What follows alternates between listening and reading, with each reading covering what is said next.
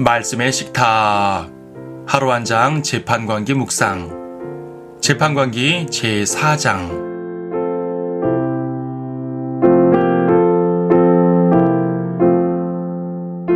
4장 24절을 보겠습니다. 이스라엘 자손의 손이 번창하여 가나안 왕 야빈을 대적하여 이기니 그들이 가나안의 야빈 왕을 멸망시켰더라.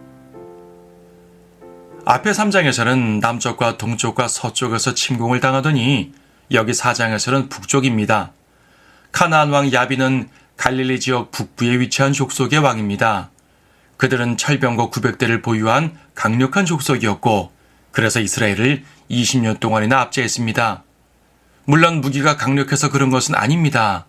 이스라엘이 하나님을 신실하게 섬겼다면 철병거 아니라 더 강력한 무기라고 해도 이스라엘을 괴롭히지 못합니다. 일찍이 이스라엘은 철병거 족속들을 두려워했었는데 그 두려움이 현실이 된 것입니다. 하나님을 의지하지 않고 죄 가운데 살았던 결과입니다. 이번에도 하나님께서는 이스라엘을 도우십니다. 이스라엘이 주께 부르짖었더니 드보라와 바락이라는 훌륭한 지도자들을 주셨습니다. 이 경우 재판관은 드보라였고 바락은 군대 대장입니다. 전투는 갈릴리 지역에서 벌어졌고 싸운 사람들 역시 납탈리와 스불룬, 즉 갈릴리 지파들이었습니다. 그런데 드보라는 국토의 중심부, 즉 에프라임 산지에 있었습니다. 재판관들은 보통 각 지역을 중심으로 활동하는 경우가 많았는데 드보라의 경우는 중앙에 앉아서 지방까지 관장했던 것으로 보입니다. 유일한 여자 재판관이었는데 또 가장 영향력이 컸습니다. 총사령관이었던 바락마저도 그녀를 의지해야 할 정도였습니다. 그녀는 두려워하는 바락을 위해서 친히 전장에까지 나가주었습니다. 공교롭게도 이 전쟁에서 가장 큰 공을 세운 사람 역시 여인이었습니다. 야엘이라는 켄 족속 여인이었는데 켄인들은 모세의 장인 족속으로서 일찍이 이스라엘의 동화가 된 이방인입니다. 야엘은 도망쳐온 카나안 장군 시스라를 장막으로 맞아들여 암살을 했습니다. 그러니까 바락은 그 공을 이방 여인에게 빼앗겨버린 것입니다. 설명하다 보니 이야기가 다소 무용담으로 흐르는 것 같습니다. 예, 맞습니다. 웬만한 사극보다 재미있는 전쟁 이야기입니다. 하나님께서는 재판관기에서 전쟁 이야기를 자세히 기록해 주십니다. 분명 그들의 죄가 무척 심각했을 것입니다. 압제당한 기간도 20년이나 됩니다. 그 시기에 있었던 강탈과 착취도 커다란 이야기거리겠죠.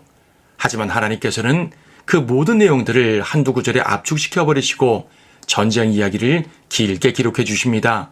이것은 범죄와 심판보다 구원을 강조해 주시는 것입니다. 그분께는 그것이 훨씬 중요하기 때문입니다. 하나님께서는 범죄만 캐고 또 캐시는 그런 분이 아닙니다. 물론 죄의 심각성을 알리시기 위해서 죄와 심판을 자세히 기록하실 때도 많지만 그보다는 구원의 역사를 강조하십니다. 구원의 능력을 강조하시고 구원의 은혜를 강조하십니다. 이 전쟁에서 유독 여성이 두드러지는 것도 특징입니다. 고대에는 여성들의 역할이 상당히 제한적이었고 전쟁과 노동처럼 힘을 쓰는 일에는 더욱 그랬습니다. 여성들은 보호를 받아야 하는 연약함의 상징이었습니다. 하지만 그런 여성들을 하나님께서 쓰셨습니다. 하나님께서는 누군가를 도구로 사용하시는데 제한이 없으십니다. 다윗이나 다니엘은 청소년 시절부터 쓰임을 받았습니다. 사무엘은 아이였을 때 주님의 음성을 들었습니다. 샴갈은 목동의 막대기로 600명을 상대했고 삼손은 나귀 턱뼈 하나로 1000명을 상대했습니다. 다윗이 골리앗을 쓰러뜨리는 데에는 작은 돌멩이 하나로 충분했습니다. 하나님께서는 도구에 제한받지 않으십니다. 오히려 도구가 연약할수록 그분의 능력이 드러납니다. 따라서 우리가 연약하다고 두려워하거나 아쉬워할 것이 없습니다. 하나님의 전능하심 하나로 우리는 충분하기 때문입니다.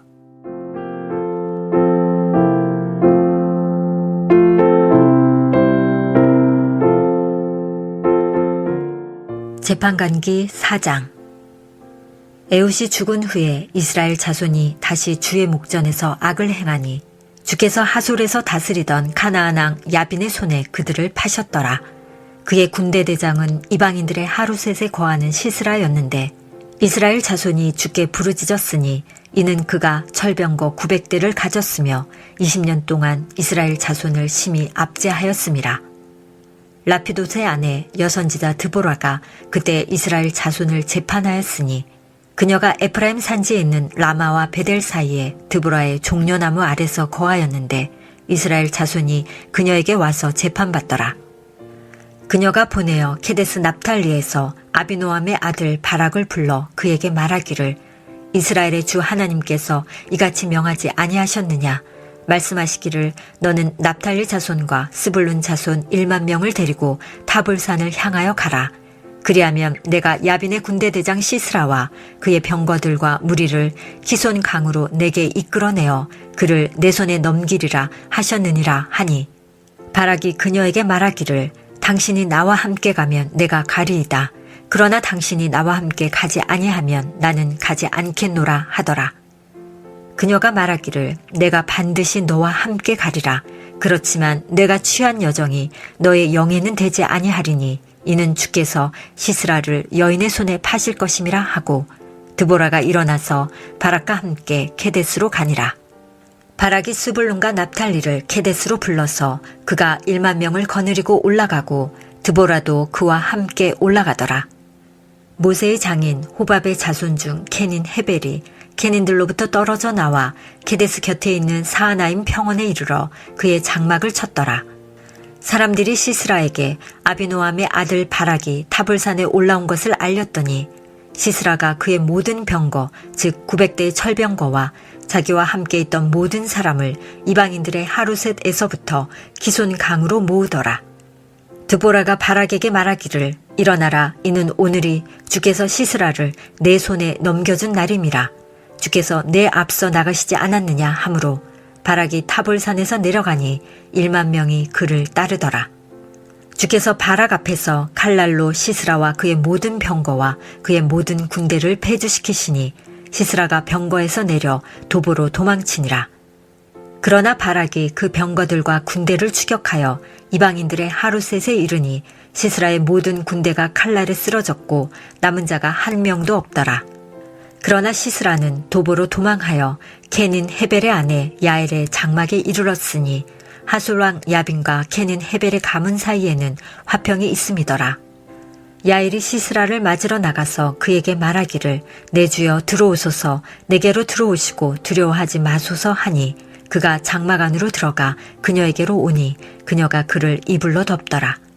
그가 그녀에게 말하기를 청하노니 마실 물을 좀 달라. 내가 목마르도다 하니 그녀가 젖부대를 열어 그에게 마실 것을 주고 그를 덮으니라.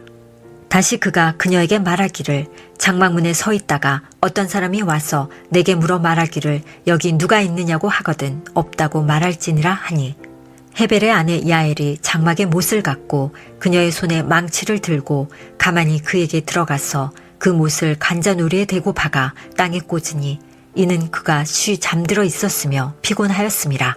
이에 그가 죽으니라.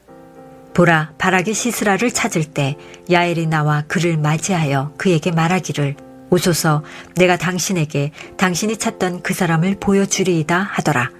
그리하여 그가 그녀의 장막에 들어오니 보라, 시스라가 죽은 채 누워있고 그의 관자놀이에 못이 있더라. 그리하여 하나님께서 그날로 가나안 왕 야빈을 이스라엘 자손 앞에 굴복시키셨더라. 이스라엘 자손의 손이 번창하여 가나안 왕 야빈을 대적하여 이기니 그들이 가나안의 야빈 왕을 멸망시켰더라.